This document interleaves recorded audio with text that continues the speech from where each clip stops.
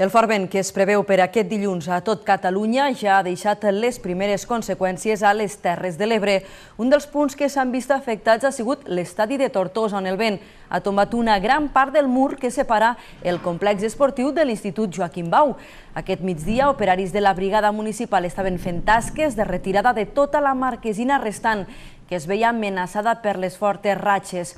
Com a conseqüència d'aquest derrumbament, des de l'organisme Tortosa Esports de l'Ajuntament han emès una nota amb què recomanen la suspensió de tota l'activitat esportiva i els entrenaments programats del futbol de base a l'estadi. La Generalitat ha activat la fase d'alerta per forts vents, el Procicat, per ventades que podrien superar els 125 km/h.